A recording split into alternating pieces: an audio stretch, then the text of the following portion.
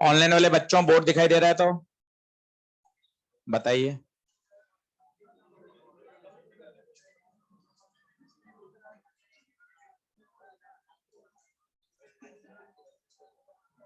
चलिए शुरू करें पढ़ाई।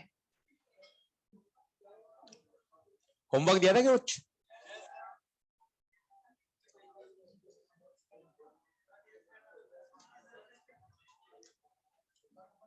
चलो शुरू करते हैं पढ़ाई। आज और होमवर्क दूंगा फिर डिस्कस करूंगा एक साथ।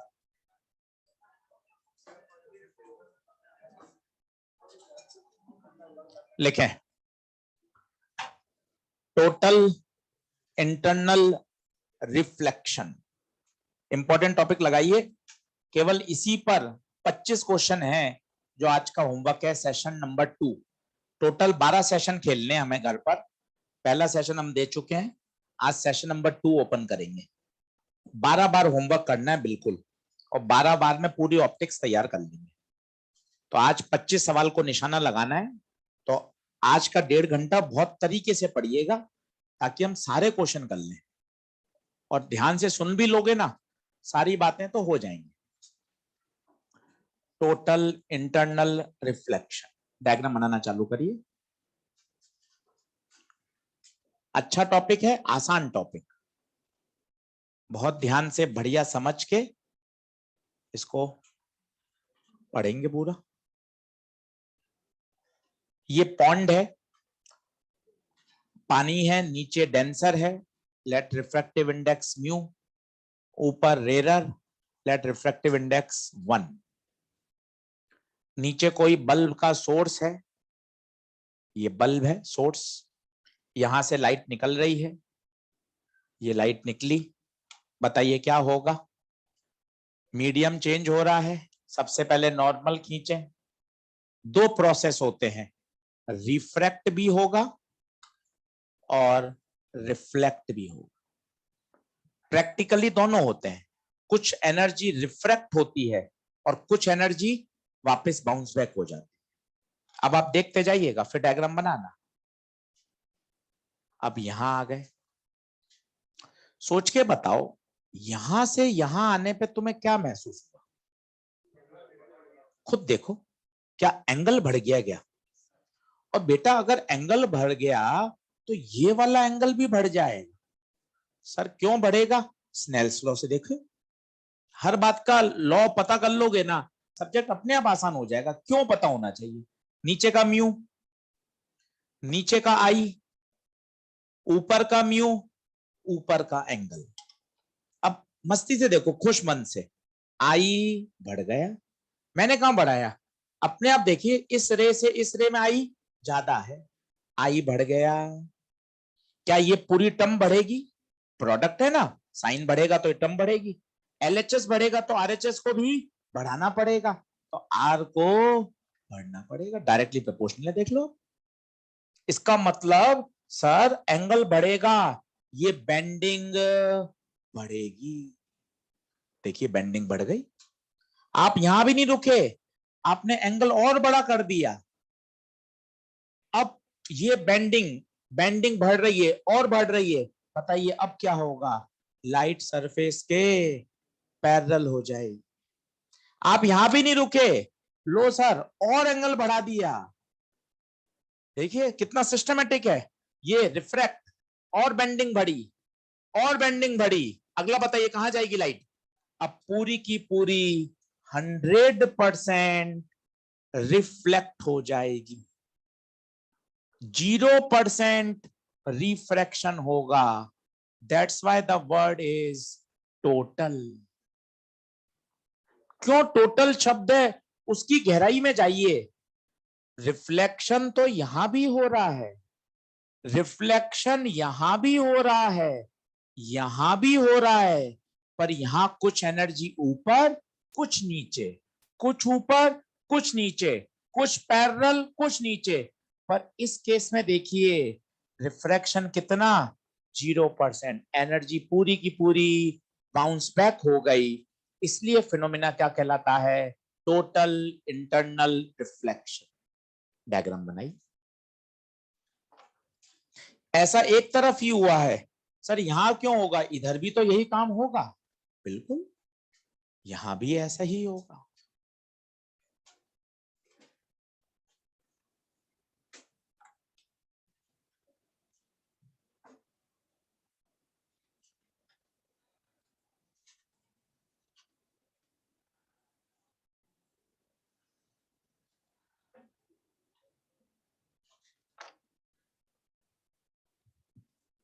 बना लीजिए, आज सिर्फ इसी की बात करनी है, TIR।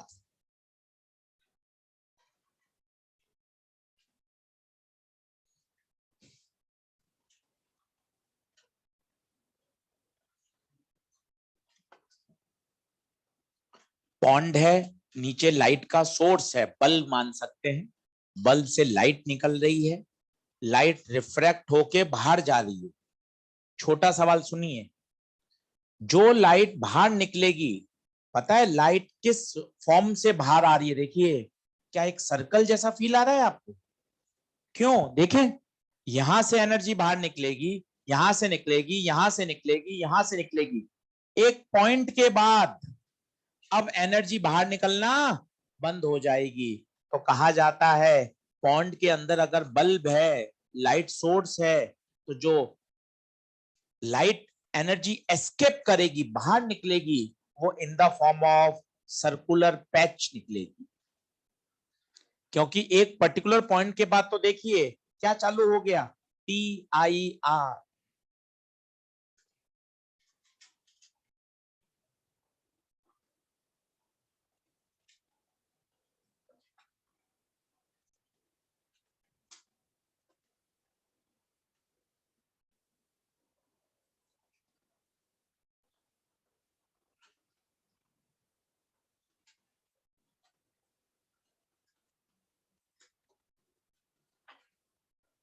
ये वाला एंगल, जब एंगल ऑफ इंसिडेंस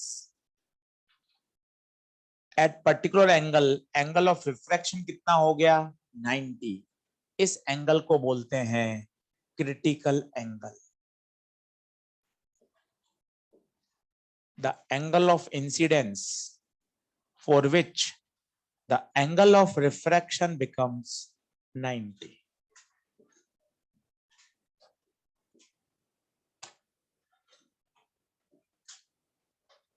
सोच के बताइए, क्या क्रिटिकल पे TIR हो रहा है क्या?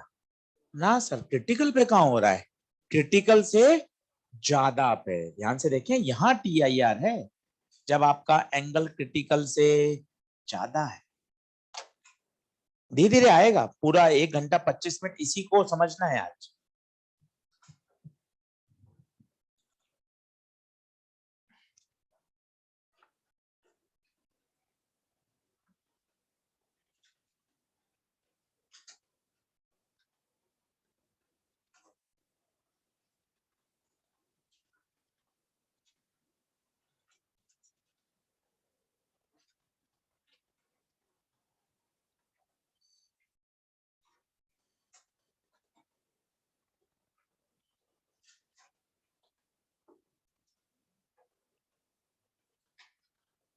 बढ़े,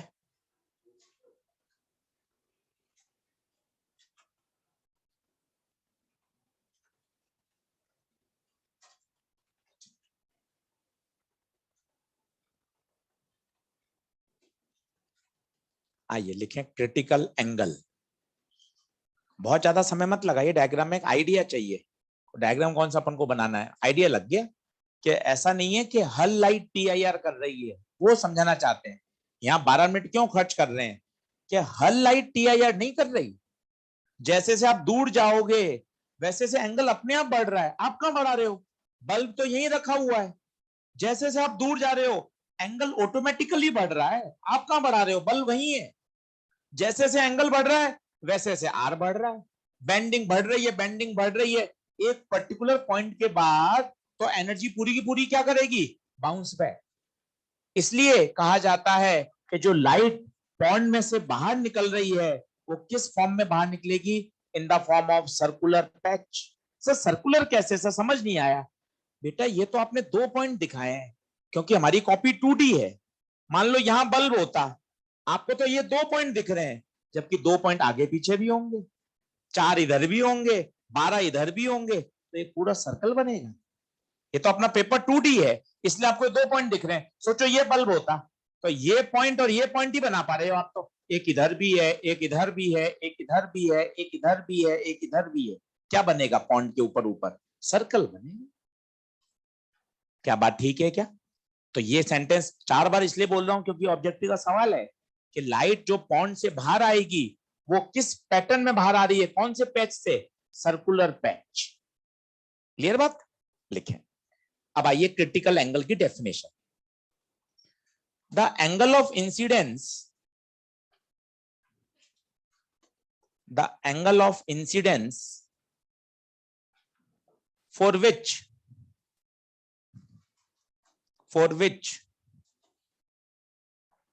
angle of refraction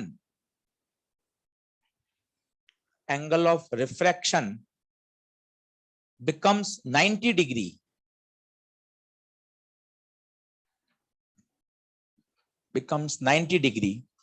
is called critical angle. तो एक बार नीट में यही पूछ लिया 2019 में कि क्रिटिकल एंगल के समय एंगल ऑफ रिफ्रैक्शन बताओ। कितना बेसिक सवाल। क्रिटिकल एंगल के समय एंगल ऑफ रिफ्रैक्शन कितना? 90। यही पूछा गया 2019 में, इतना छोटा सा सवाल। अब बताइए क्या आप इसकी वैल्यू निकाल सकते हो? स्नेल्स लॉ जिंदाबाद। बोलो। नीचे का म्यू, नीचे का एंगल, ऊपर का म्यू, ऊपर का एंगल। बार बार सुनिए, आज क्लास में 10 से 12 बार बात आ जाएगी। अगर यहां क्रिटिकल आ रहा है तो यहां हमेशा 90 आएगा, क्योंकि डेफिनेशन है। क्रिटिकल एंगल की परिभाषा है कि क्रिटिकल एंगल के समय एंगल ऑफ रिफ्रैक्शन कितना हो जाता है? 90। बताइए क्या आंसर आएगा? म्यू साइन थीटा सी बराबर 1, साइन थीटा सी बराबर 1/। स्टैंडर्ड आंसर है, इस रिजल्ट को याद किया जा सकता है, फेमस रिजल्ट है।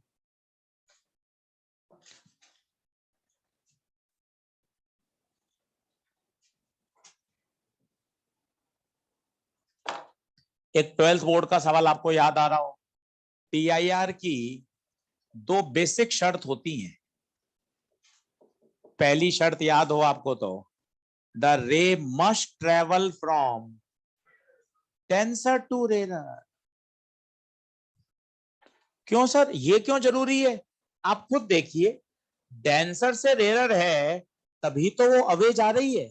एक बार उल्टा करो ना, पंगे लो ना, पंगे लोगे तभी साइन समझ में आएगी। रेरर डेंसर, रेरर से डेंसर जाओगे तो टूवर्ड्स जाना पड़ेगा, कहीं बेंडिंग तो हो ही नहीं रही। जबकि यहां क्या हो रहा है बताइए? यहां लाइट आई, बेंडिंग हो रही है, फिर बेंडिंग बढ़ रही है, फिर बेंडिंग बढ़ रही है और वापस बाउंस बैक। तो ये कब संभव है? जब आप डेंसर से रेरर जाओगे, तभी तो नॉर्मल से अवे अवे अवे हो रहे हो। जबकि यहां क्या हो रहे हो? टूवर्ड्स। तो यहां कभी भी एनर्जी का बाउंस बैक संभव नहीं है। तो पहली आवश्यक शर्त टीआईआर होने की, the ray must travel from denser to rarer. और दूसरी शर्त बताइए, क्या क्रिटिकल एंगल पे टीआईआर हो रहा है क्या? ना सर, क्रिटिकल पे टीआईआर कहां हो रहा है? क्रिटिकल पे तो लाइट पैरेलल हो रही है।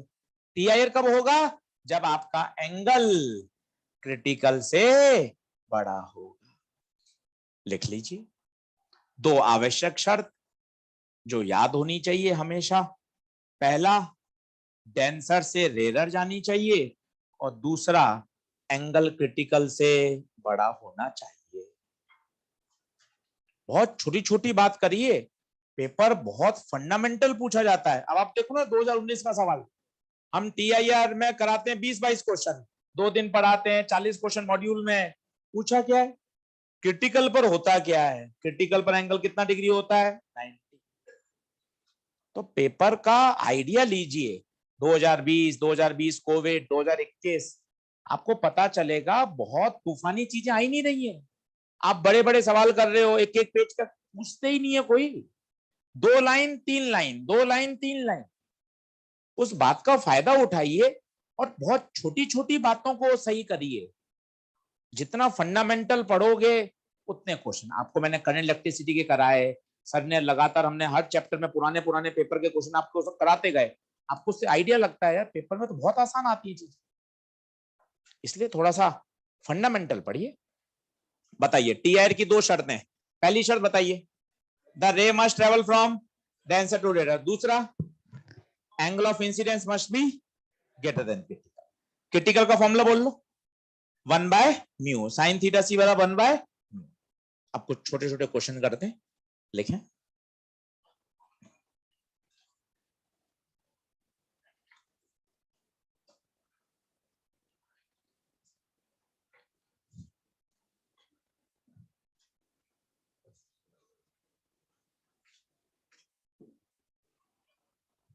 देखिए सवाल आया, एक व्हाइट लाइट डेंसर से रेयर जा रही है, किस कलर के लिए क्रिटिकल एंगल मैक्सिमम होगा? किस कलर के लिए मैक्सिमम होगा? अब देखना, को रिलेट करना, मजा तब आएगा। को रिलेट में मजा है। देखो, विप ग्योर वायलेट से रेड जाने पर लैम्डा बढ़ता है। बोले तो लैम्डा रेड का सबसे ज्यादा। एक एक कॉन्सेप्ट को हिट करो। बोलो पहला कॉन्सेप्ट ओके, विप ग्योर वायलेट से रेड जाने पर लैम्डा बढ़ता है। दूसरा, कॉची म्यू लैम्डा के इनवर्स, जिसका लैम्डा सबसे ज्यादा उसका म्यू कम, म्यू रेड सबसे कम। ये दूसरा कॉन्सेप्ट हिट करिए। तीसरा, क्रिटिकल एंगल का फॉर्मूला साइन थीटा सी 1/, जिसका म्यू कम उसका क्रिटिकल एंगल ज्यादा। रेड का म्यू कम है तो for red colour critical angle सबसे।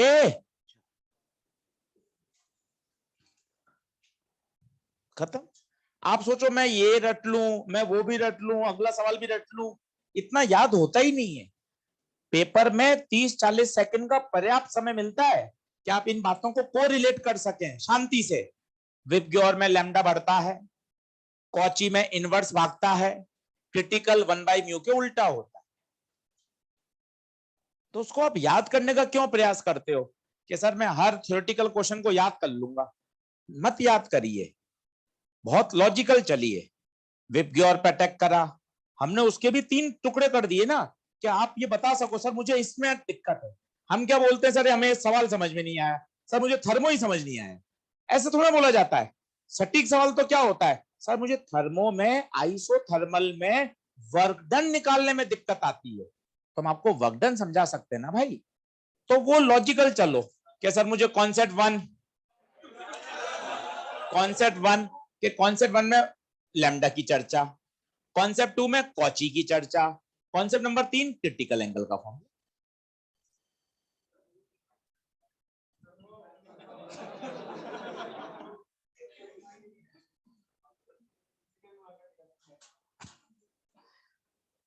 सही बात है, बहुत बढ़िया। दूसरा, ये तो होगा एक ही कलर की बात।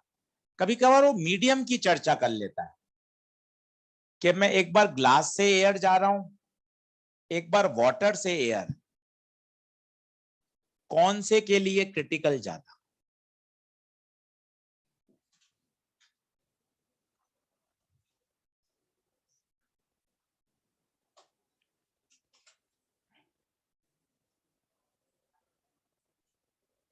एक बार लाइट जा रही है ग्लास से एयर,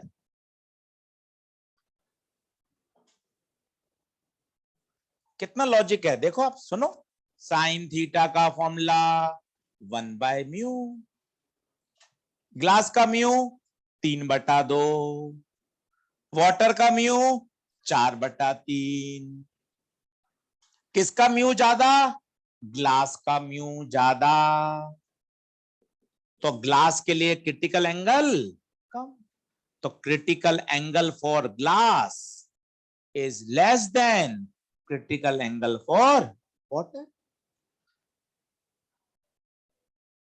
इतने छोटे छोटे प्रश्न है कि आपको क्रिटिकल एंगल का फॉर्मूला 1/μ 5 बार और लगाओगे क्रिटिकल का फॉर्मूला याद ही हो जाएगा कि साइन थीटा सी होता है 1/μ। अब दोनों के म्यू कंपेयर करो। ग्लास का म्यू 1.5, वाटर का 1.3। ज्यादा किसका? ग्लास का। जिसका म्यू ज्यादा उसका क्रिटिकल कम।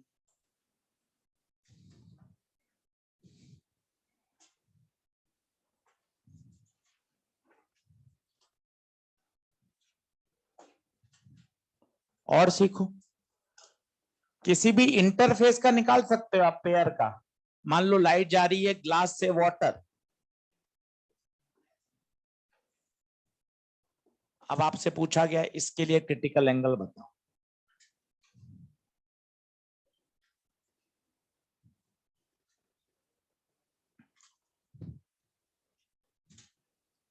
अब रटने वाला बच्चा इसमें गोलमोल हो सकता है। एनसीईआरटी जो फॉर्मूला बोलती है साइन थीटा सी बराबर 1/μ, ये अधूरा है क्योंकि एनसीईआरटी ने केवल एक स्टैंडर्ड केस लिख दिया कॉपी में। दूसरी तरफ एयर होगा तब ये फॉर्मूला है। यहां ये लगेगा ही नहीं क्योंकि आप डिराइव करके देखो ना। आपने जो फॉर्मूला डिराइव किया था 20 स्नेल्स लॉ लगाकर, उसमें ऊपर कौन था? एयर। तो रटनेबाजी और समझने में यही तो अंतर है।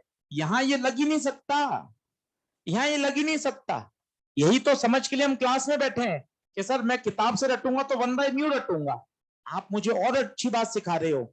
1/μ केवल तब लागू होता है जब एक तरफ यहां तो एयर ही नहीं है ग्लास और दूसरी तरफ पानी है। पर स्नेल्स लॉ कभी फेल नहीं होगा। स्नेल्स लॉ लगाओ आंसर आएगा। आओ फिर लगाओ। नीचे का म्यू 3/2, ऊपर का साइन, ऊपर का 4/3, ऊपर का 90, साइन थीटा सी 8/9।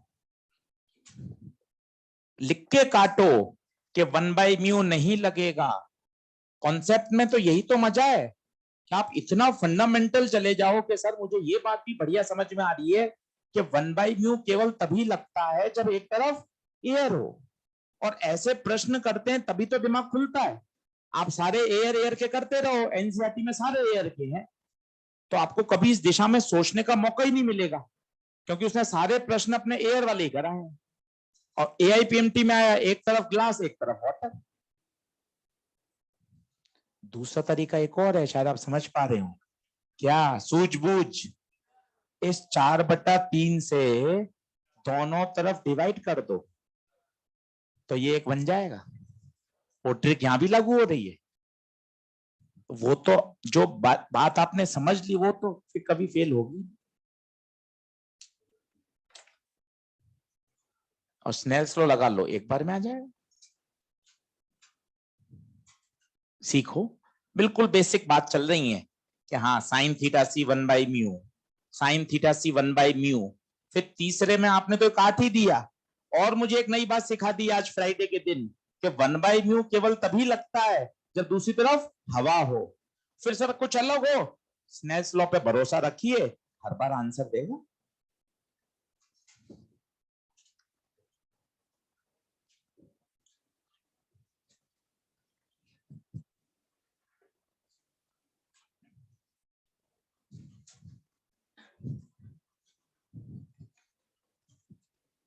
और देखें,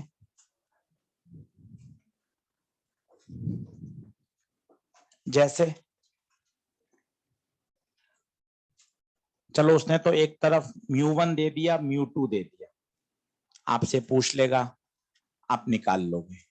कभी करो म्यू ना देकर वेलोसिटी दे देता है, कभी कभार वो वेवलेंथ दे देता है। और आपसे क्या पूछेगा? क्रिटिकल एंगल बताओ। तो स्नेल्स लॉ तो किसके लिए परिभाषित है? म्यू के लिए। आप तो म्यू से निकालो, बोलो बोलो। म्यू 1 साइन थीटा सी बराबर म्यू 2 साइन 90। तो म्यू 1 साइन थीटा सी बराबर म्यू 2 साइन थीटा सी बराबर म्यू 2 बाय। अब एक और बोर्ड पे देखते जाना, बोर्ड पे देखते जाना। म्यू 2 बाय म्यू 1, म्यू की जगह लिखो c by v, c by v, c से c cancel, V1 by V2। और देखो V की जगह एफ लैम्डा, फ्रीक्वेंसी तो सेम, तो V का रेशियो लैम्डा का रेशियो।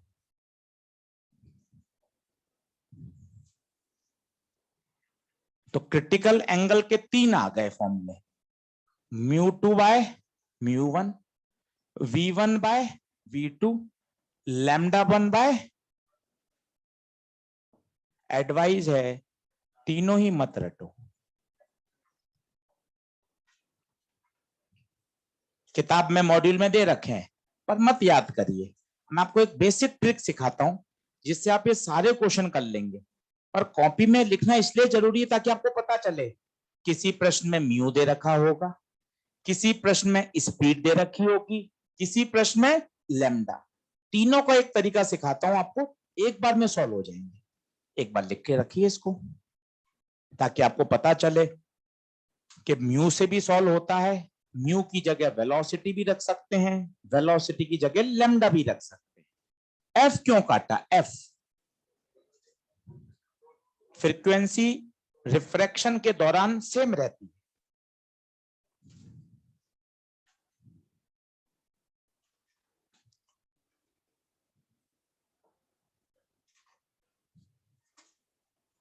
अब एक बढ़िया तरीका सिखाता हूं कि इन तीनों फॉर्मूले से आप बच सकते हो केवल एक बेसिक कॉमन सेंस लगा के।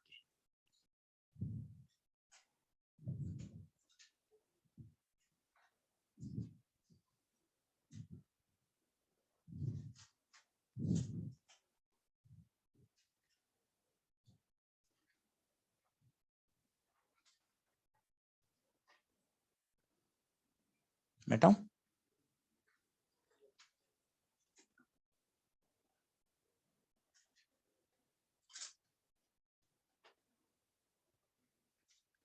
मंडे से क्लास बढ़ जाएंगी, 3 दिन है, आज का दिन है शनिवार रविवार। ऑप्टिक्स बढ़िया तैयार कर लो, पूरा होमवर्क। आज 25 सवाल हैं, पहले दिन का नहीं कराओ वो भी कर लो। 5 के 5 लेक्चर तैयार कर लो पूरा, क्योंकि फिर इतना पीछे नहीं आ पाएंगे, चैप्टर बड़ा है। इसलिए 6-6 दिन के बाद एक चेक पॉइंट लगाओ, कल 6 लेक्चर हो जाएंगे तो संडे को बैठकर 6 के 6 पहले कब्जे में ले लो कि हाँ सर इसका तो एक एक पॉइंट क्लियर है। नहीं तो 20, 22, 25 लेक्चर तक नहीं पढ़ोगे तो बहुत सारे इकट्ठा हो जाएगा। इसलिए संडे को बैठकर, शनिवार को बैठकर, कल की क्लास के बाद कैसे यार मेरा पहला टारगेट है मंडे क्लास जाने से पहले ये 6 लेक्चर के सारे कॉन्सेप्ट मुझे एकदम बढ़िया याद होने चाहिए। इस तरह का मन में अपने आप सोचोगे तो आगे बढ़ पाओगे।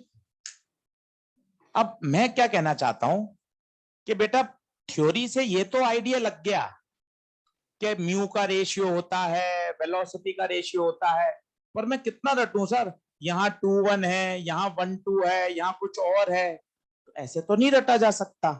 हाँ, एक मैथ्स का जुगाड़ काम में ले सकते हैं। कैसे वो मैं आपको बताता हूं। जैसे यहाँ वेलोसिटी दे रखी है, यहाँ वेलोसिटी दे रखी है, लैम्डा दे रखा है साहब 3000, 6000, म्यू दे रखा है साहब 3/2, 1। अब सभी में आपको थीटा सी पूछा है, सभी में, तो उस फॉर्मूले से आपको एक तो आइडिया हो गया, हाँ ये म्यू का रेशियो होगा, वेलोसिटी का रेशियो होगा, लैम्डा का रेशियो होगा। कहां फंस रहे हो? कौन ऊपर होगा और कौन, यही तो फंस सकते हो। मैं आपको कहूं 2 क्वांटिटी का रेशियो लो भाई, तो आप 200 बच्चे 2 ही आंसर दोगे, या तो A/B या B/, इसके अलावा तो आंसर नहीं आ सकता ना भाई। तो अब वो भी अगर पता चल जाए क्या होगा तो काम खत्म। वो लगाओ मैथ्स का फंडा, साइन की वैल्यू हमेशा 1 से छोटी होती है। ये बात भी तो याद है। इसका फायदा क्यों नहीं लेते हो? अगर ये 1 से छोटी चाहिए तो हमेशा बड़े से ही भाग देना पड़ेगा। खत्म। ये कॉन्सेप्ट ये ऑथर लिखता नहीं है, इसके लिखने के लिए तो उसको क्या मैथ्स उपयोग करनी पड़ती है, जबकि वो तो सारा काम किससे करना चाहता है? फिजिक्स के फॉर्मूले। हमें तो मैथ्स याद है ना भाई, तो मैथ्स का उपयोग लो ना, कि साइन की वैल्यू तो कभी 1 से बड़ी हो ही नहीं सकती, तो डिनोमिनेटर में तो हमेशा बड़ी चीज आएगी। हो गया, खत्म। बोलो 2.5 में बड़ा कौन? 2.5। 2.5 नीचे ही आएगा, कोई फॉर्मूले की सोचने की जरूरत ही नहीं। 6000 और 3000 में बड़ा कौन? 6000 नीचे ही आएगा। खत्म। 3/2 और 1 में बड़ा कौन? 3/2। 3/2 नीचे आएगा। ना कोई मुझे μ2/μ1 का टंटा, ना v1/v2, क्या v2/v1, कुछ नहीं। केवल एक फंडा याद कर लिया, डिनोमीटर में बड़ा। और इसके पीछे सॉलिड रीजन, कोई जुगाड़ नहीं, मैथ्स का बढ़िया रीजन, कि साइन है, इसकी वैल्यू तो 1 से कभी बड़ी हो ही नहीं सकती। इससे मेरा जीवन आसान हो गया, दो बातों का हमने कनेक्शन कर दिया, खत्म सवाल। 2/5/2, 4/5, 53 डिग्री। 3/6, 1/2, 1/2, 30 डिग्री। साइन थीटा सी 2/3।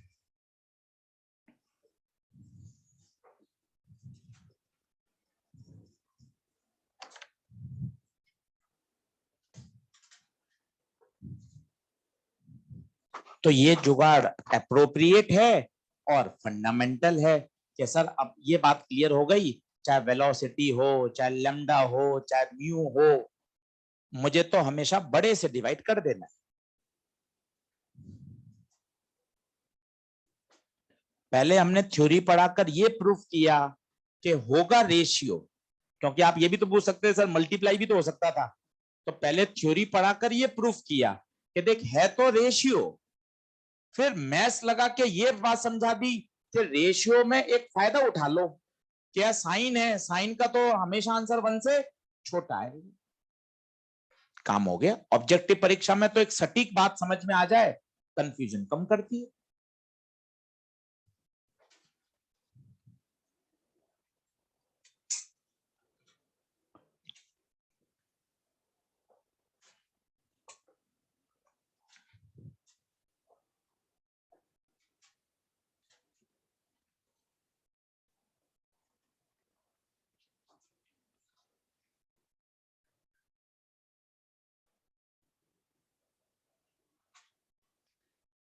पढ़ो।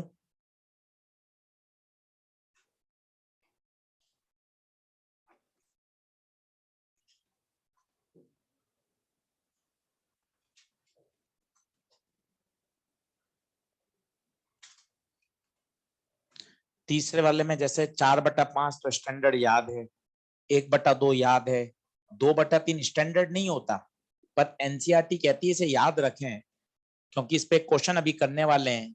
2/3 41 डिग्री होता है, किसके लिए? Glass air. हमेशा क्रिटिकल 41 थोड़ी ना होगा, ग्लास की जगह ऑयल ले लो, ग्लिसरीन ले लो, ऊपर वाटर ले लो, बदलते जाएंगे। तो ग्लास एयर के कॉम्बिनेशन का याद कर सकते हैं, कितना डिग्री? 41, क्योंकि वहां उसने एक एग्जाम्पल लिया हुआ है, उसमें काम आ रहा है, इसलिए याद रखना जरूरी है कि क्रिटिकल एंगल, ग्लास एयर भी जरूरत है। आप सिर्फ 41 ही बोल दो तो काम थोड़ी ना होगा। किसका कॉम्बिनेशन? Glass air. अब कुछ सोचो ना, ग्लास की जगह ग्लिसरीन आ जाए, बदल जाएगा ना मामला, क्योंकि उसका रिफ्रैक्टिव इंडेक्स अलग होता है। एयर की जगह ऑयल आ जाए, फिर मामला बदल जाएगा। तो 41 याद करें तो पूरा याद करें, फॉर ग्लास एयर कॉम्बिनेशन। अब सर ये क्यों याद करवा रहे हो, उसका कोई कारण बता दो, एक क्वेश्चन करते हैं। लिखिए, draw emergent ray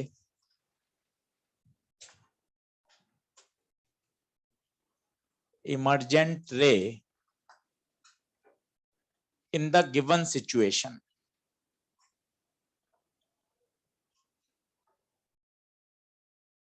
draw emergent ray in the given situation.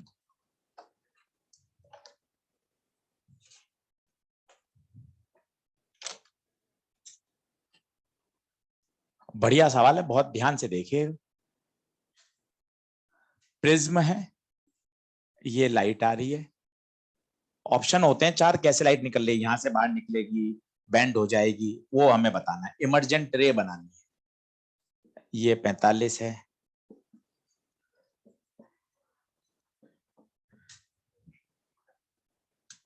Diagram बना ले, समझते हैं। एनसीईआरटी का क्वेश्चन है, इसमें वो 41 वाली बात काम आई।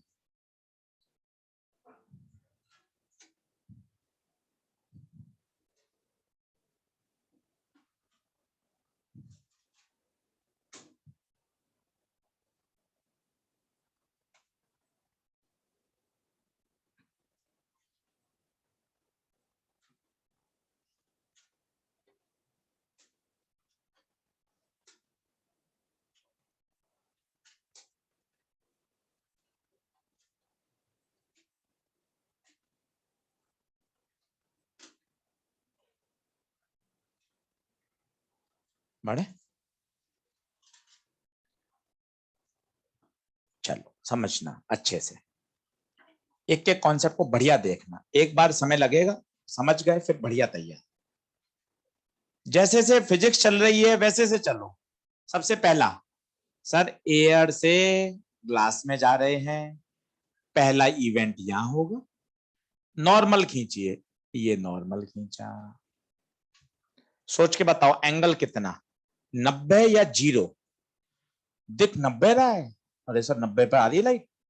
एंगल हमेशा नॉर्मल से नापे जाते हैं, इसका एंगल बोलोगे 0। और सोचो अगर एंगल आई 0 है तो आर भी 0 होता है। क्यों सर? कारण Snell's law, μ1 sine i, μ2 sine r. अगर आई 0 है तो ये पूरा एक्सप्रेशन 0 हो जाएगा, तो आर को भी 0 होना पड़ेगा। तो इस बात को हमेशा के लिए याद रखो, अगर लाइट नॉर्मल के अलोंग आएगी तो बिल्कुल सीधी निकल जाएगी, नॉर्मल के अलोंग आएगी तो सीधी निकल जाएगी। कारण है स्नेल्स लॉ, आई 0 तो आर भी 0। अब बताइए सर यहां भी निकाल दो, सीधी खत्म कर दो, यहां नहीं निकलेगी भाई। सबसे पहले नॉर्मल, बिल्कुल सिस्टम से काम करो, कभी नहीं अटकोगे। नॉर्मल, ये नॉर्मल, ये 45 तो ये 45, पूछो क्यों? Correspond angle.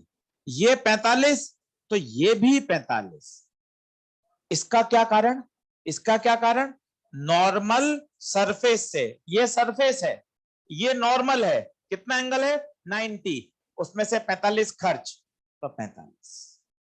अब बताओ एंगल ऑफ इंसिडेंस क्या लोगे, 45 या 45?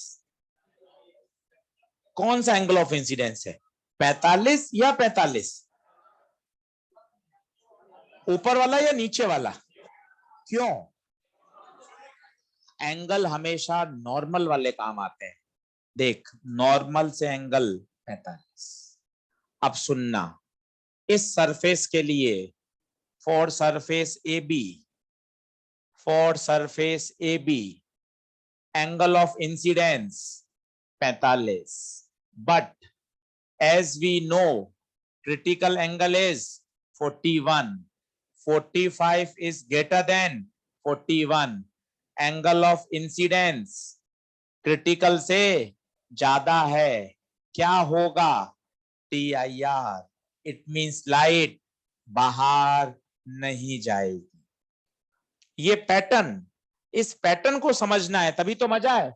कौन से सरफेस की बात हो रही है? AB। AB के लिए एंगल ऑफ इंसिडेंस 45, पर हम जानते हैं ग्लास एयर के कॉम्बिनेशन में क्रिटिकल एंगल 41 होता है, 45 41 से बड़ा है, एंगल क्रिटिकल से बड़ा होता है तो क्या होता है? TIR। इसका मतलब लाइट यहां से बाहर नहीं जाएगी, टोटल इंटरनल रिफ्लेक्शन तो कहां जाएगी, अंदर रह जाएगी। कितने पे जाएगी, 45। क्यों ये 45 क्यों होगा, 10वीं क्लास के नियम, एंगल ऑफ इंसिडेंस बराबर एंगल ऑफ रिफ्लेक्शन। और मजे की बात है ये बिल्कुल सीधी हो जाएगी। क्यों सर सीधी क्यों हो गई, ये कुल एंगल बता 90 कब होगा, ये हॉरिजेंटल है तो ये बिल्कुल वर्टिकल होगी ना, तभी तो। और वर्टिकल हो गई तो मजे आ गए, इस वाले पर नॉर्मल खींचो, नॉर्मल के अलोंग आएगी, नॉर्मल के अलोंग निकल जाए, ये इमर्जेंट रे बन गई, यहां से बाहर नहीं गई, यही समझाना था। और ये कब पता लगेगा, जब आपको ये याद होगा कि क्रिटिकल कितना होता है 41। नहीं तो अपन को कैसे पता कि वो टीआईआर करेगा या नहीं। इसलिए बढ़िया केस है।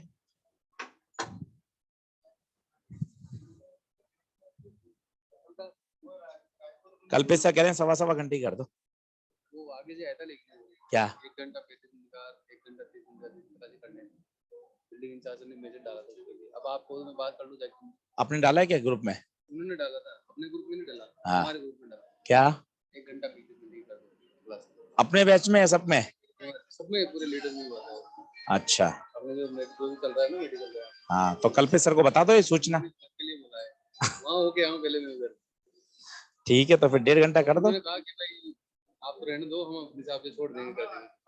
हाँ ये भी सजेशन अच्छा है, पर फिर वो ऑनलाइन चालू नहीं होगा ना, नहीं वो टाइमिंग तो कम 8:30 का ही, 8:30 से 9:45। हाँ लेकिन वो टाइमिंग को सेट करना पड़ेगा क्योंकि वो तो टाइमिंग से होता है, आपकी क्लास सेकंड क्लास उसमें लगेगी फिर जैसा आप, या फिर आप नीचे जाके बात कर लेते हैं। तो फंसने वाली बात है ना ऑलरेडी। तो सुबह तो फिर हम छोड़ेंगे तो पर वो तो क्लास उनकी चल रही होगी तो शेड्यूल तो वही चलेगा ना, वो तो मत करो चेंज, फिर हम आपस में कर लेंगे जो करना है ना। है। हाँ और वो उन्हीं से बात हुई थी, हाँ 3-4 ले लेंगे, ठीक है, 3 दिन के बाद चेंज कर देना मेरा, 3 दिन बाद तो एक हीट का टीचर ही आ जाएगा कि 3-4 ही चलेगी, फिर आपकी मस्त रहो। हाँ हाँ क्या गोयल सर, गोयल सर चलो हीट क्या, ये बात ध्यान रखिए हमेशा कि angle of incidence, angle of incidence critical से क्या होना चाहिए, बड़ा। Angle of incidence, angle of incidence कितना है 45 और क्रिटिकल कितना है 41, टीआईआर हो जाएगा। अच्छा यहां क्या होगा, यहां पता चला क्या, यहां तो सीधी निकल जाए। मेथड 2,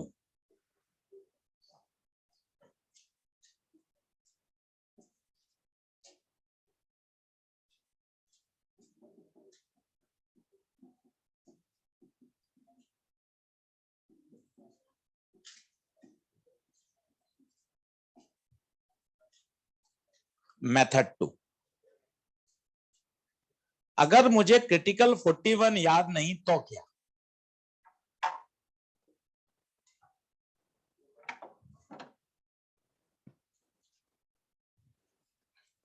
क्योंकि आप सोचिए ना ये 41 के याद करे बगैर आप टीआर बोलोगे कैसे, टीआर के लिए तो आपको 41 का डेटा याद होना चाहिए। पर दूसरी बात ये निकल के आ रही है कि सर अगर 41 याद नहीं है तो क्या मैं सवाल कर सकता हूं क्या। अब मैं आपको तरीका सिखाता हूं कि आपको 41 याद नहीं हो तो भी आपका काम बढ़िया चल जाएगा, और इस पर बेस 2-3 क्वेश्चन कराता हूं एआईपीएमटी के कि बगैर क्रिटिकल एंगल निकाले या याद करे सवाल कैसे सॉल्व होते हैं वो देखना। सुनना, लाइट आई, सभी लोग बोर्ड पे देखो, बढ़िया मेथड, यहां से तो सीधी निकलेगी, यहां तो कोई लोचा ही नहीं है, लोचा कहां हो रहा है, यहां। एंगल बताओ 45, 45 ये 45, बिंदु पी पर मैं क्या कर रहा हूं, जबरदस्ती रिफ्रैक्शन करा रहा हूं, जबरदस्ती, मुझे नहीं पता, क्योंकि मैं तो सोच रहा हूं कि लाइट तो एक मीडियम से दूसरे मीडियम में जाएगी, जबरदस्ती रिफ्रैक्शन करा दिया। नहीं पता, क्योंकि एक बेसिक फिनोमेना है सर, लाइट आएगी तो एक मीडियम से दूसरी मीडियम में तो जाएगी, होगा जो देखा जाएगा। रिफ्रैक्शन करा दिया, लगा भाई स्नेल्स लॉ, बोल।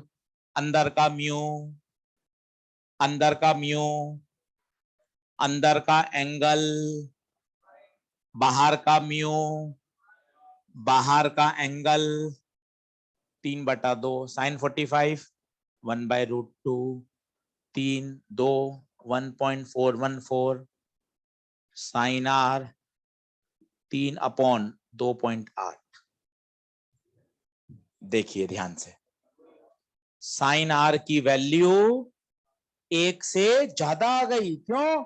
छोटे से भाग दोगे, 3 से छोटी संख्या है ये, छोटे से भाग दोगे तो साइन आर की वैल्यू 1 से ज्यादा आ गई, जो कि संभव नहीं है। तो क्या संभव नहीं है? इसका मतलब रिफ्रैक्शन संभव नहीं है। तो रिफ्रैक्शन संभव नहीं है तो फिर क्या होगा? बट ऑब्वियस है टीआई। तो आप वो 41 वाले डेटा से बच गए। अभी मैं आपको क्वेश्चन करा के दिखाऊंगा कि यार ये तरीका इतना बढ़िया है, आपको कोई क्रिटिकल एंगल निकालने की, रटने की जरूरत ही नहीं है। आप तो क्या कराओ, जबरदस्ती रिफ्रैक्शन करा दो। ऑथर ये लिख नहीं सकता बात, क्योंकि बुक्स में तो क्या होता है, एक डिग्निटी, एक तरीका होता है सिस्टम लिखने का। वो तो हर बार क्रिटिकल निकालेगा, फिर आपको बोलेगा देखो 41 क्रिटिकल से बड़ा है इसलिए टीआर हो रहा है, हर बार। क्योंकि ये फिजिक्स नहीं है, ये तो हमने एक मैथ्स का फंडा काम में लिया। मैथ्स का फंडा कि साइन की वैल्यू 1 से ज्यादा आ गई, जो कि किसी भी सूरत में संभव, इसका मतलब टीआईआर और रिफ्रैक्शन होगा ही नहीं। और रिफ्रैक्शन नहीं होगा तो क्या होगा भाई? क्या होगा? टीआईआर। इसका मतलब लाइट बाहर नहीं जाएगी। अब इसको 2-3 क्वेश्चन में लगा के देखो, आपको आनंद आता जाएगा कि सर ये बढ़िया जुगाड़ है कि हम तो हर बार रिफ्रैक्शन कराएंगे और आंसर अपने आप बताएगा कि रिफ्रैक्शन होगा या टीआईआर होगा। अब आप इसको नीट के क्वेश्चन में लगा के दिखाता हूं मैं आपको। आपको क्रिटिकल एंगल निकालना, आपको कैलकुलेशन करना, सबसे बचा लूंगा आपको। 10 सेकंड में क्वेश्चन सॉल्व हो जाए। पर पहले इसका आउटकम समझो कि सर मुझे करना क्या है। मुझे तो हर बार रिफ्रैक्शन करवाना है, रिफ्रैक्शन करवाना है हर बार, और फिर आंसर पे सोचना है कि साइन की वैल्यू 1 से बड़ी आ गई और 1 से बड़ी संभव नहीं, हो गया। और इसको आप अभी अलग अलग सवालों में जब टेस्ट करोगे, आपको आनंद आ जाएगा, सर ये शानदार तरीका है।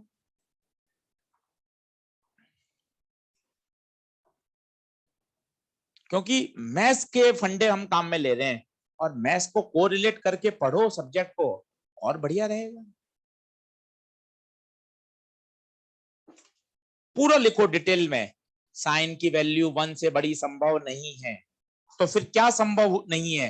रिफ्रैक्शन संभव नहीं है। रिफ्रैक्शन संभव नहीं है तो फिर होगा क्या?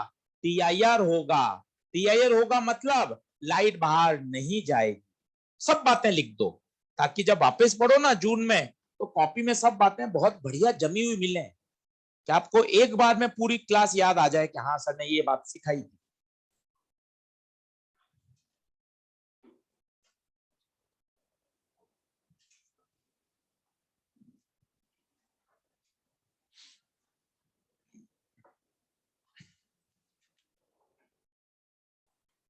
चाहिए बढ़े आगे।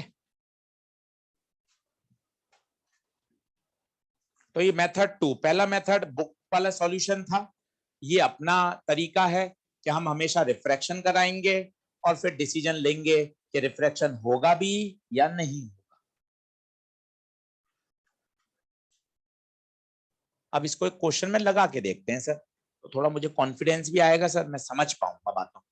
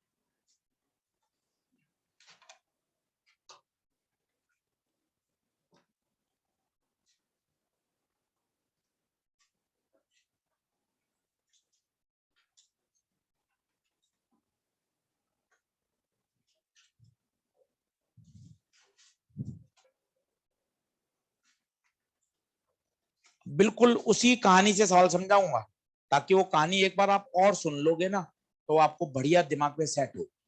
वही शब्द वही तरीका।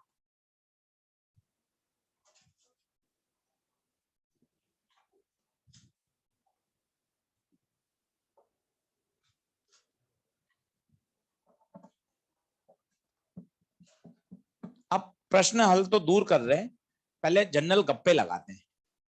क्या मन में डाउट है वो सुनिए। यार ये रेड का म्यू कैसे हो गया? सर म्यू तो मटेरियल के होते हैं, ग्लास का, पानी का, प्लास्टिक का, ऑयल का, ग्लिसरीन का। ये रंगों के म्यू कब से होने लगते हैं? ये गलत है, गलत लिखा हुआ है पर चल रहा है। होना तो क्या चाहिए? Mu prism for red colour. हमने कौची पे मेहनत करी थी 20 मिनट के मटेरियल, एक ही मटेरियल अलग अलग रंगों को अलग अलग म्यू देता है। क्योंकि हम ऐसा पढ़ते, हम 12वीं में पढ़ते थे तो हमें भी दिक्कत थी। म्यू रेड, रेड का म्यू कैसे हो गया भाई? म्यू तो सर मीडियम के होते हैं, प्लास्टिक का, ग्लिसरीन का, ऑयल का, पानी का, कांच का। तो आपको बात पूरी मन समझ में आनी चाहिए। एक ही मीडियम, एक ही कांच अलग अलग कलर को अलग अलग म्यू देता है। तो सर इस हिसाब से तो कांच के साथ म्यू होने चाहिए। आंसर है यस, कांच के साथ ही म्यू होते हैं। पर जो 3/2 आपने देखा है जीवन में, वो उनका एवरेज है। इतनी बातें पता होंगी ना तो सब्जेक्ट पढ़ने में आनंद आता है कि अच्छा ये वास्तव में है तो प्रिज्म का म्यू। पर अच्छा शब्द क्या है? प्रिज्म का mu for blue colour, prism का म्यू फॉर रेड कलर। सवाल से इसका कोई लेना देना नहीं था, पर समझा दी ताकि ओवरऑल फंडामेंटल आपको मजा आए पढ़ने। अब सवाल समझ में आ गया क्या हुआ? कलर आए, आपसे कह रहा है कौन सा कलर बाहर निकलेगा। ठीक है, डिस्कस कर लेते हैं, उसमें मत करिएगा, नया डायग्राम बनाते हैं। चलो ब्लू कलर की चर्चा करते हैं। आओ बोर्ड पे देखो, क्या यहां, क्या ये सीधा निकलेगा? 5 बार हो गया, अब बार बार नहीं। यहां सर नॉर्मल के लोग आएंगे, सीधा निकल जाएंगे। ये वाला सर एंगल, सर इस एंगल पर भी अब सर मास्टरी हो गई सर। ये 45 खटाखट, ये 45, ये 45। ब्लू कलर की बात हो रही है, बाहर 1 है। और मैंने आशीष सर आपकी स्टाइल में जबरदस्ती ब्लू कलर को बाहर भेज दिया, जबरदस्ती ब्लू कलर को बाहर भेज दिया। आओ लगाओ, स्नेल्स लॉ लगाओ, बोलो अंदर का म्यू, अंदर का साइन, बाहर का म्यू, बाहर का साइन। क्या लगा पा रहे? किसके लिए काम कर रहे हैं? ब्लू, ब्लू, म्यू ब्लू 1.47, साइन 45।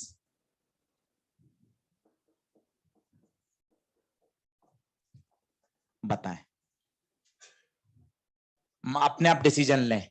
1.47, 1.41, ये छोटा है, छोटे से भाग देंगे बड़ा। Not possible. क्या नॉट पॉसिबल? साइन की वैल्यू 1 से बड़ी संभव नहीं है, इंप्लाइज ब्लू कलर का रिफ्रैक्शन संभव नहीं है, इंप्लाइज ब्लू कलर का TIR होगा। बताइए बनी क्या बात? ये मस्त फंडा है। अब रेड, रेड यही कर लो, अभी अलग से करेंगे पर पेपर में यही कर लेना। रेड का यही तो चेंज करोगे, कितना? 1.39। अब बताओ, सोचो, ये बड़ा हो गया, ये छोटा है, साइन के लिए 1 से छोटी संभव है, इसका मतलब रेड कहां निकल जाएगा? हो गया। अभी अलग से कर लेते हैं क्योंकि अपनी कॉपी में बढ़िया डिटेल में सॉल्यूशन हो जाएगा। तो ये इतना दमदार तरीका है साहब कि आपको इसमें ना कोई क्रिटिकल निकालना, ना कोई क्रिटिकल की कैलकुलेशन, ना कोई क्रिटिकल का फॉर्मूला, कुछ नहीं चाहिए। इसमें हमने मैथ्स की जो बातें हमें याद है उसके हमने मजे ले लिए, उस बातों से अपने सवाल को हल कर लिया। और कोई जुगाड़ नहीं है, बिल्कुल फंडामेंटल बात है कि साइन की वैल्यू किसी भी कंडीशन में 1 से बड़ी नहीं हो सकती।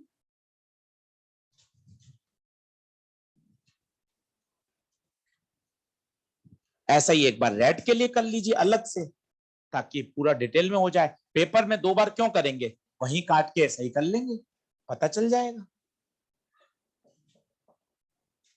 और एक बार इसको आपने घर पे और पढ़ लिया, 25 सवाल लगा लिए, तो ये बात और बढ़िया हो जाएगी भाई।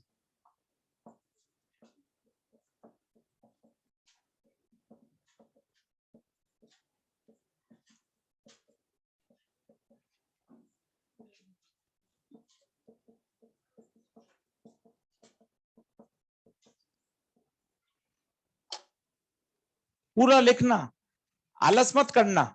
रेट की वैल्यू लेस देन 1 पॉसिबल है, रेड का रिफ्रैक्शन पॉसिबल है, रेड कलर बाहर निकलेगा, पूरा लिखना। पूरे लिखने में अलग कॉन्फिडेंस है, हाँ सर सब बातें समझ में आ रही है, पूरा लिखना।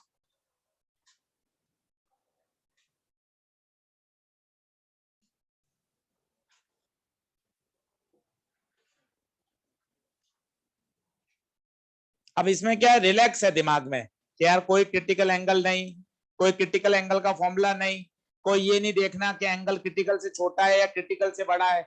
आप इन सब बातों से बच गए। आपने तो सिर्फ क्या कर दिया, स्नेल्स लॉ, और बाकी छोड़ दी बात कि सर देख लेंगे जो होगा, साइन की वैल्यू 1 से बड़ी आएगी या छोटी आएगी।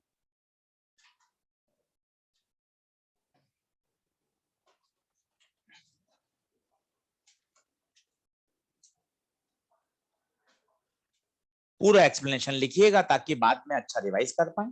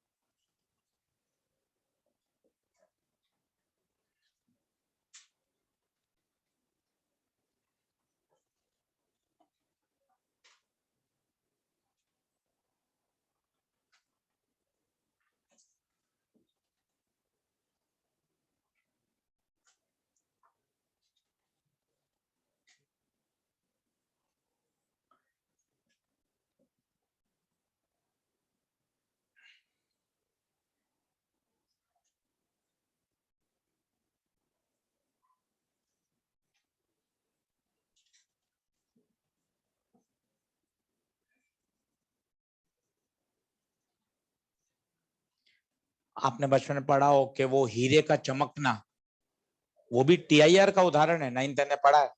क्या होता है ऐसा बताइए, समझिए। जैसे हीरे को आप देख रहे हो लाइट में, सनलाइट में, ट्यूबलाइट में, पार्टी में, घर पर लाइट की रोशनी में, तो लाइट उसमें एंटर कर गई, क्योंकि लाइट है तो हीरे के अंदर एंटर कर रही है। अब जब अंदर एंटर कर जाएगी तो हीरे के कॉर्नर्स इस तरह से उसको शार्प किया जाता है कि लाइट अंदर तो एंटर कर गई हीरे के अंदर, पर एंटर करने के बाद तो किसी भी सरफेस से टकराएगी, उसका जो एंगल है वो हमेशा क्रिटिकल से ज्यादा रहेगा। और सोचिए अगर क्रिटिकल से ज्यादा रहेगा तो क्या होगा, यहां से टकराएगी यहां आएगी, यहां से टकराएगी यहां आएगी, यहां से टकराएगी यहां आएगी, अंदर ही अंदर क्या हो जाएगी, ट्रैप। इसे बोलते हैं फंसना, लाइट अंदर ट्रैप हो जाएगी। और वो आपको हीरा कैसा दिखेगा, चमकता हुआ दिखेगा, क्योंकि लाइट क्या हो रही है उसके अंदर, ट्रैप हो रही है। किस पर बेस्ड है, total internal reflection. Optical fibre, आप जियो के इतने समय से आनंद ले रहे हो, तो ये सबका सारा जो कम्युनिकेशन हो रहा है किसके थ्रू हो रहा है, ऑप्टिकल फाइबर। रोज आपकी स्थिति देखिए, आप मोबाइल कब रखते हैं, जब वो मैसेज आ सकता है आज का 90% डेटा यूज हो गया है, अब स्पीड आपकी स्लो कर दी जाएगी, तब आप मोबाइल रखते हो। अब पढ़ लेते हैं क्या पढ़ना है, नहीं तो आप एक्सेस करते ही रहते हो। जब स्पीड एकदम फाइनली खत्म हो जाती है कि आज का डेटा खत्म हो गया सब 2 GB, फिर अब देख ले तो भाई क्या बच रहा है आज का। तो ये भी सब जो कम्युनिकेशन हो रहा है वो सब ऑप्टिकल फाइबर के थ्रू हो रहा है। ऑप्टिकल फाइबर, वो आपने देखा होगा, वो ऑरेंज कलर के बड़े बड़े पाइप बिछा रहे हैं, तो ऑप्टिकल फाइबर बिछ रहे हैं। ऑप्टिकल फाइबर से कम्युनिकेशन एक जगह से दूसरी जगह किया जाता है, वो भी पढ़ेंगे। वो भी किस पर बेस्ड है, TIR। 11th 12th में हमने वो सुना था, गर्मियों के दिनों में मिराज बनता है, रेगिस्तान में मिराज, तो मिराज भी किस पर बेस्ड है, TIR। तो ये TIR के एग्जाम्पल हैं, बिलियंस ऑफ डायमंड, हीरे का चमकना, ऑप्टिकल फाइबर, आपका mirage. Apparent depth, real depth भी TIR है क्या, नहीं सर, एपरेंट डेप्थ का तो कारण है ऑप्टिकल इल्यूजन, रिफ्रैक्शन। चिड़िया को मछली की इमेज दिखना रिफ्रैक्शन है, और स्लैब के अंदर एयर बबल की इमेज दिखना रिफ्रैक्शन है। तो रीजनिंग अलग अलग है। उन सब की रीजन क्या थी? रिफ्रैक्शन। इनकी रीजनिंग क्या है? TIR। तो ये ध्यान रखिएगा। चलिए अगला प्रश्न करते हैं। For what value of theta light is totally reflected from surface BC। Option भी लिख लीजिएगा। एक लाइन का आंसर है, बस समझ में आ जाएगी, बात बन जाएगी। पेपर में आया हुआ AIPMT का क्वेश्चन।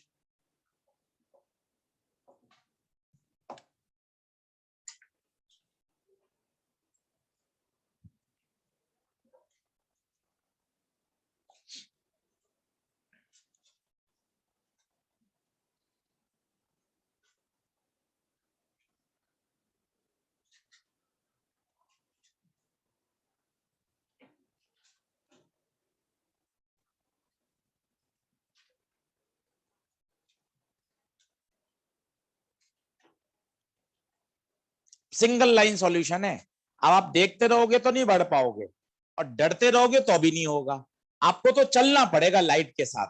चलो और कॉन्फिडेंस बढ़ाओ। देखो बोर्ड पे देखो सर, यहाँ लाइट आई सर, पहला इवेंट नॉर्मल। अरे सर ये तो सीधी निकल जाएगी सर, ये तो आपने 2-3 बार बता दिया। नॉर्मल के अलोंग आएगी, सीधी निकल जाएगी। अब आप सुनना, बोर्ड पर देखना, यहां नॉर्मल खींचा, बोर्ड पे देखो मिस हो जाएगा एंगल, एंगल मिस हो जाएगा। ये थीटा, ये बोल, ये बता, ये बता, थीटा। पक्का? अब प्रश्न पढ़ो अच्छे से। लाइट BC से बाहर नहीं निकले, यहीं मुड़ जाए, यहीं मुड़ जाए। इसका मतलब यहां TIR हो जाए। TIR की शर्त बताना, क्या शर्त है? TIR की एक ही शर्त है, एंगल ऑफ इंसिडेंस क्रिटिकल से बड़ा। इस पर आइए ना, यही तो बेसिक है पूरी फिजिक्स का। TIR की बेसिक शर्त, बेसिक शर्त, एंगल ऑफ इंसिडेंस क्रिटिकल से बड़ा होना चाहिए। कहां TIR करवाना है वहां? सर यहां तो बहुत सारे एंगल दिख रहे हैं, 90 थीटा, 90 थीटा, थीटा, और आप लिख दो 4-5। कौन सा एंगल? जिस सरफेस पे TIR करवाना है उस सरफेस पे आओ। सर BC पे आ गया। अब BC पर angle of incidence, angle of incidence हमेशा नॉर्मल से नापा जाता है, पता नॉर्मल वाला एंगल थीटा। अब एक बार चोरी छुप के ऑप्शन में नजर मार ली, अच्छा सब में साइन आ रहा है, दोनों तरफ चुपचाप क्या ले लिया? साइन। ऑप्शन में साइन आ रहा था। अब आप फंस गए, साइन थीटा सी कैसे निकालूं? साइन थीटा सी कैसे निकालूं? सर ये तो आज आपने बढ़िया सिखाया है, ये म्यू का रेशियो होता है, ये V का रेशियो होता है, ये लैम्डा का रेशियो होता है। तो यहां म्यू है सर, पर सर 3 म्यू है सर, एयर का भी है, ये भी है, ये भी है, किसका म्यू लूं? ये अब 1.5 घंटे की समझ है। अब 1.5 घंटे आप क्लास में बैठे हो तो उसका आउटपुट तो आना चाहिए कि देखो सर इस सरफेस पे TIR की बात हो रही है, तो इसके आजू बाजू के देखो ना सर, इससे क्या मतलब है सर? ये तो बहुत दूर की कहानी हो गई। TIR तो यहां हो रहा है, इसके आजू बाजू देखो, 4/3, 1.33, 3/2, 1.5। बता नीचे कौन आएगा? बड़ा, बड़ा, 3/2, 4/3। तो साइन थीटा सी कितना? 8/9। साइन थीटा सी पुट कर दो, हो गया खत्म। इतने छोटे छोटे फंडे, आपने वो कंडीशन लगाई, आपने क्रिटिकल, सर क्रिटिकल तो आपने वैसे ही आसान कर रखा है मेरे लिए, क्या? हमेशा बड़े म्यू से डिवाइड करो।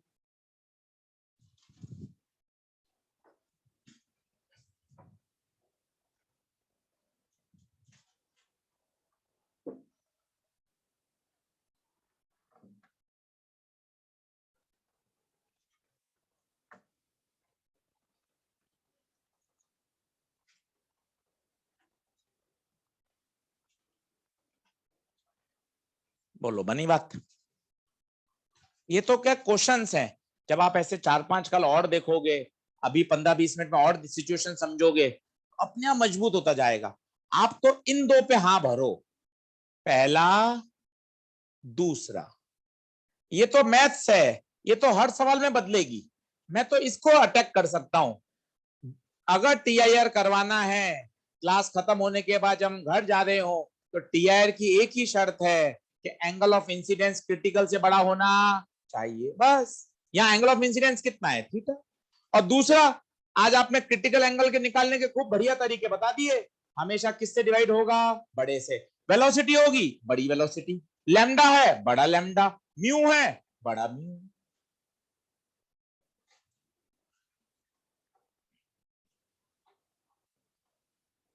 बोलिए बनी क्या बात।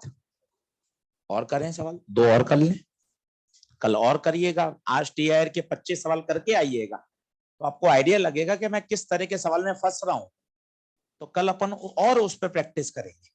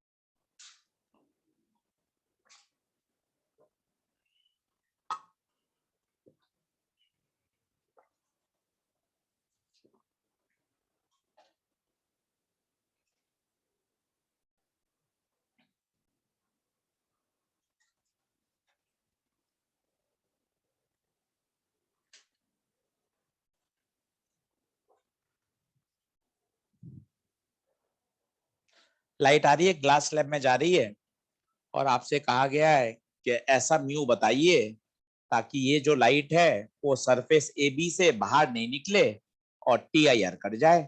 डायग्राम से आपको दिख रहा है, सरफेस ए बी से वो बाहर नहीं निकल रही, टीआईआर कर रही।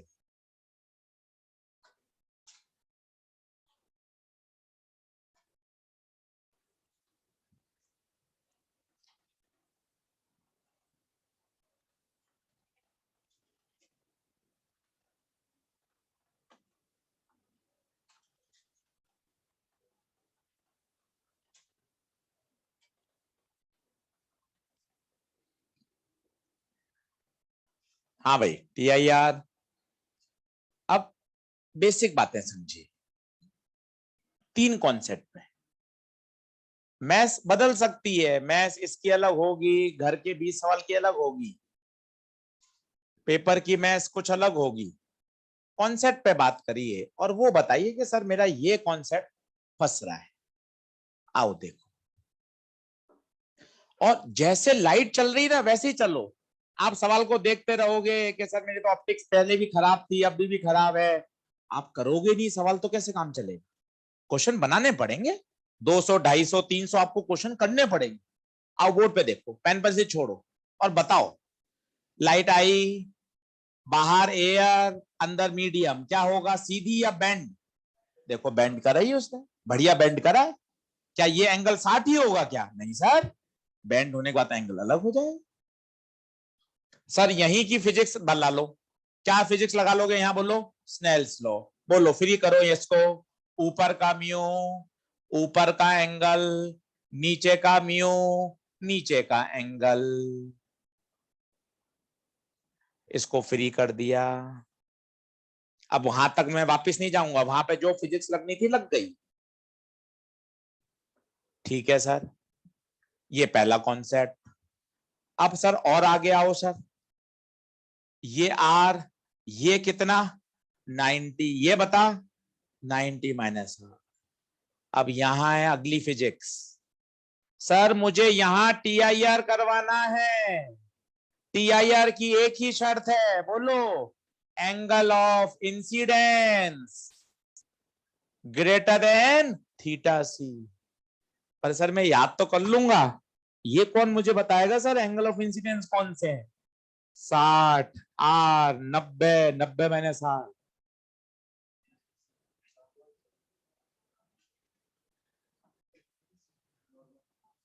कौन सा लूं सर इसमें से एंगल? तो अच्छी फिजिक्स पढ़ोगे कभी दिक्कत नहीं आएगी। सही शब्द सुनो, जिस सरफेस पे TIR करवाना है पहले वहां आओ। कहां करवाना है बताओ? AB पर। ठीक है, AB पे लाओ एंगल ऑफ इंसिडेंस। नॉर्मल के साथ एंगल होता है एंगल ऑफ इंसिडेंस। बताओ, इस रे का TIR करवाना है, इस रे का angle 90 minus R। 90 minus R बड़ा है थीटा सी से। तीसरा कॉन्सेप्ट, साइन थीटा सी का क्या जुगाड़ है? सर ये तो 7 बार बता दिया सर, अपनी फंसना सर। 2 म्यू है सर, एक म्यू है बाहर हवा है, एक म्यू है एक बाहर हवा है। हमेशा बड़ी वैल्यू से डिवाइड। बताओ बड़ा कौन? म्यू। आप इन पे लड़ाई करो, कॉन्सेप्ट कॉन्सेप्ट कॉन्सेप्ट। कि सर ये बात मेरी क्लियर नहीं, ऐसे नहीं बोला जा सकता। सर ये क्वेश्चन वापस समझा दो। अरे क्वेश्चन कैसे समझा दो वापस? जान लगा दी समझाने में भाई। कि 3 कॉन्सेप्ट है तो कॉन्सेप्ट बोलना कि सर मेरा कॉन्सेप्ट 2 हिल रहा है सर, सर मेरा कॉन्सेप्ट 1 नहीं समझ में आ रहा। ऐसी फंडामेंटल बात करना सीखो। इलेक्ट्रो में सवाल कर रहे हो, सर मुझे ना अर्थिंग में जब करता हूं तो पोटेंशियल 0 हो जाता है, उसमें कंडक्टर का पोटेंशियल नहीं लिख पाता। तब तो बताने का भी मन करता है, सर इलेक्ट्रो बता दो। यार इलेक्ट्रो कैसे बता दो यार, 32 लेक्चर में पढ़ाई कैसे बता दो इलेक्ट्रो? थोड़ा सा पढ़ते समय इतना जबरदस्त पढ़ो कि देखो सर आप क्वेश्चन को भी 3 पार्ट में करके दिखा रहे हो। देख, पहली फिजिक्स स्नेल्स लॉ लगाई, दूसरी फिजिक्स TIR की शर्त लगाई, तीसरी फिजिक्स एंगल, क्रिटिकल एंगल का तरीका, और उसका भी तरीका बड़ी वैल्यू से क्या होगा? ये पोस्टमार्टम है कि देख सवाल ऐसे ऐसे ऐसे दिखता है, इस तरह से किया जाता है, ये सोच होती है सवाल। अब तो मैथ से वो खेलते रहो। अब साइन चाहिए, साइन, तो दोनों तरफ क्या ले लो? Sine. Sine 90 minus R cos R। अब कॉस R को ब्रेक करना पड़ेगा, क्यों? क्योंकि मुझे तो यहां किसकी वैल्यू पता है? साइन की। अब 10वीं कक्षा से सिखाया था, कॉस R को क्या लिख सकते हैं? Under root of 1 minus sine square R। याद करो, एक वो सबसे फेमस आइडेंटिटी थी, sine square theta plus cos square theta 1।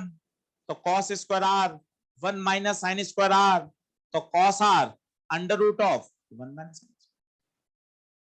अब ये सब मैथ्स के स्टेप हैं, ये तो ऑन डिमांड चलते हैं। अच्छा, साइन थीटा सी, साइन थीटा सी की वैल्यू तो है, कॉस आर की वैल्यू नहीं है, क्योंकि हमारे पास तो साइन आर की है, तो कॉस आर को बदल दी।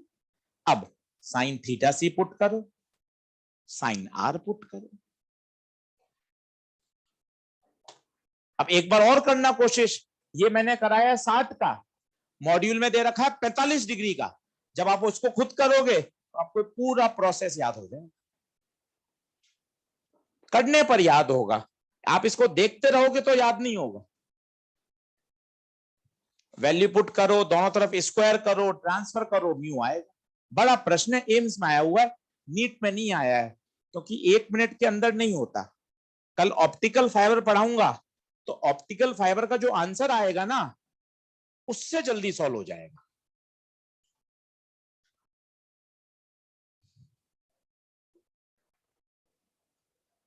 सुनिएगा ध्यान से, ऑप्टिक्स के 5 टॉपिक ऐसे हैं जिसपे सवाल आता ही आता है। पहला है YDSE, young double slit experiment, track record है, हर साल आता है। उसके बाद है ऑप्टिकल इंस्ट्रूमेंट, उसके बाद है लेंस, उसके बाद प्रिज्म, TIR, ये ऐसे मोस्ट फेमस टॉपिक हैं जिन पर प्रश्न आता ही आता है। तो जब इन टॉपिक पर पढ़ रहे हो, जैसे टीआईआर पढ़ रहे हो, तो टीआईआर पे सब कुछ करो, मॉड्यूल, एनसीईआरटी, रेस, क्लास नोट्स, प्रिज्म आएगा, लेंस आएगा, वाईडीएसई आएगा, इसकी एक भी प्रोफाइल मत छोड़ो। बताइए कितना आंसर? √7/2। रूट पूरे पर आ रहा है क्या? मैं कर देता हूं सॉल्व।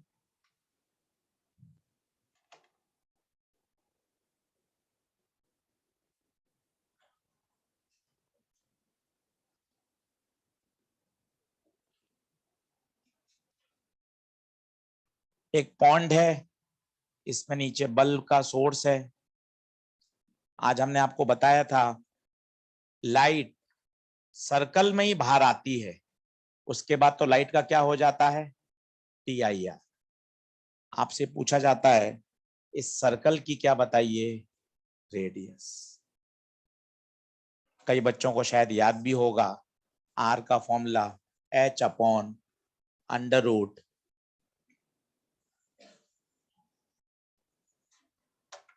डिराइव करके दिखाता हूं। हाँ, इसका आंसर आया किसी का? बताओ तो। √1 - sin²r स्क्वायर कर दूं, 3/2 म्यू स्क्वायर sin थीटा c 1/μ स्क्वायर कर दो। इसको वहां ले जाओ। वहां पे, यहाँ ठीक है। 1 + 3/4, 4 LCM 7/4, √7/2 सही है क्या?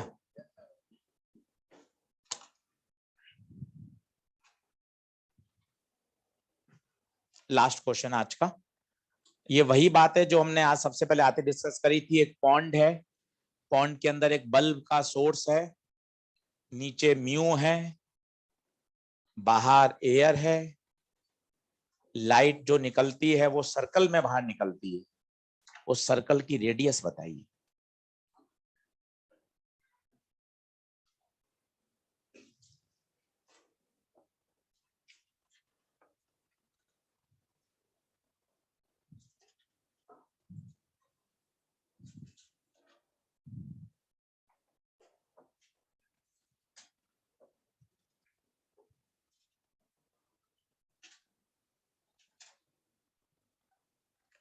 होमवर्क करके लाना भाई, कल ही करके आना, कल ही डिस्कस करेंगे।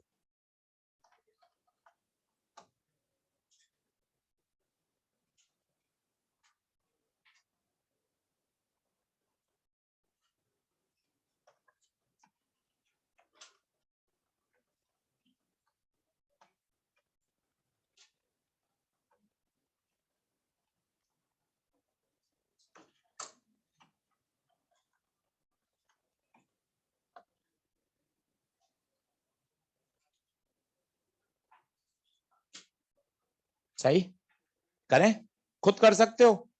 क्या करो, ये ट्रायंगल दिख रहा है छोटा सा, सोचो ये थीटा सी है तो क्या ये थीटा सी होगा? इस ट्रायंगल को बाहर निकाल लो, इस ट्रायंगल को बाहर निकाल लो।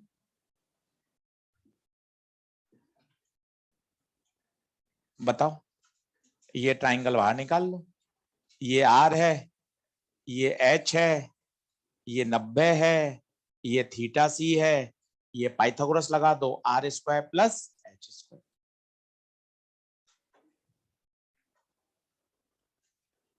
अच्छा, स्नेल्स लॉ से साइन थीटा सी बता सकते हो? सर साइन थीटा सी का तो बढ़िया जुगाड़ आ गया सर।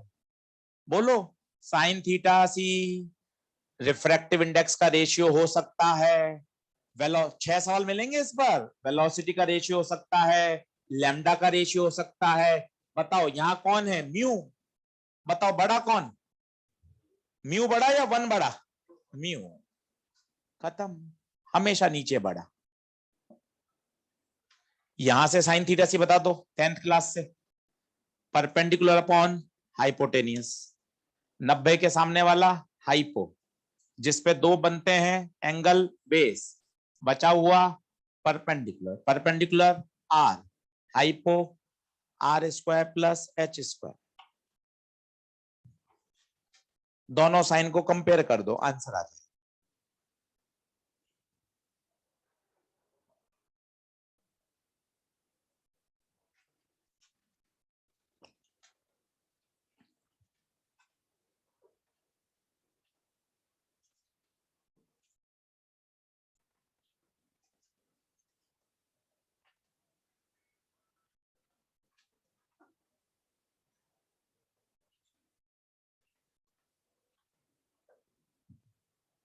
दोनों साइन को कंपेयर कर दो, स्क्वायर करो, इधर उधर ट्रांसफर करो, आर निकालो।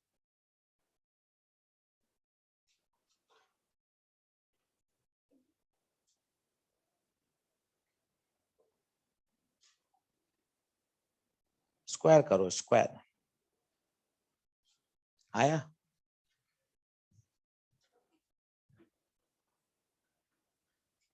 कंपेयर करो और स्क्वायरिंग कर दो, तो ये 1/μ और ये है r upon r square plus H square. Square कर दो, 1/μ square r square plus H square, r square plus H square, mu square r square, transfer r square minus mu square r square h square. चाहिए क्या अपन को? R, तो r square mu square minus 1।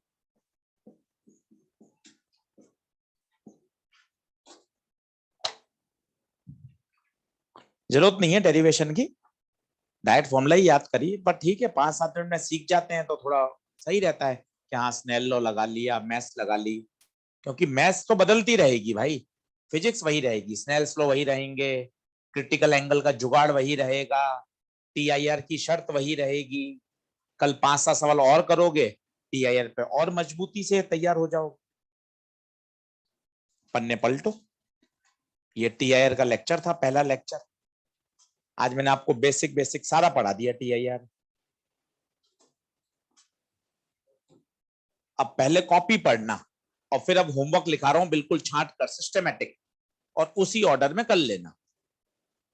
लिखो exercise 1, exercise 1 आज ही कर लेना, बहुत समय अभी तो। खाना खाओगे 7:30-7 बजे बनेगा खाना, उससे पहले 2 घंटे मिलेंगे, तो होमवर्क लगाना और बाकायदा रफ पन्ने पर एक एक क्वेश्चन लगाना। एक्सरसाइज 1। अच्छा, कभी कभी इसमें यह भी पूछा गया जेई मेन में कि इसके ऊपर एक डिस्क रख दें ताकि ये जो लाइट बाहर निकल रही है ना, ये भी आना बंद हो जाए, तो क्या उसका एरिया बता सकते हो? क्या एरिया होगा भाई यार इसका? जैसे अपन कुकर के ऊपर ढक्कन नहीं लगा देते, ढक्कन लगा दिया, ढक्कन लगाने से मान लो जो जो स्टीम बाहर निकल रही है वो स्टीम निकलना बंद हो जाएगी, तो ढक्कन का एरिया कितना होगा? जितने से ये वाला हिस्सा है कितना होगा बताइए? पाई आर स्क्वायर। तो लिख लीजिएगा एरिया ऑफ डिस्क, ये भी पूछा गया एक बार जेई मेन में, area of disc pi r square. अब लिखो exercise 1, 26, 35, 36, 37, 38, 39, 40, 41। Exercise 2, exercise 2 question number 7, question number 8, question number 10, question number 25, 36, 39। सोचो ये सब टीआईआर पर हैं, कितना फेमस टॉपिक है, एक लेक्चर पे इतने क्वेश्चन बन रहे हैं। एक्सरसाइज नंबर 3, क्वेश्चन नंबर 5वां, क्वेश्चन नंबर 11वां, 5 और 11 रेस दीजिए।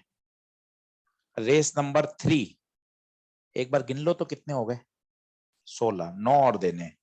रेस नंबर 3 पे आइए, रे ऑप्टिक्स रेस नंबर 3। पहले दी थी क्या रेस एक बार? ठीक है, बढ़िया, साथ साथ करते जाना रेस। रेस नंबर 3 लिखो। Question number 4, question number 6, question number 7,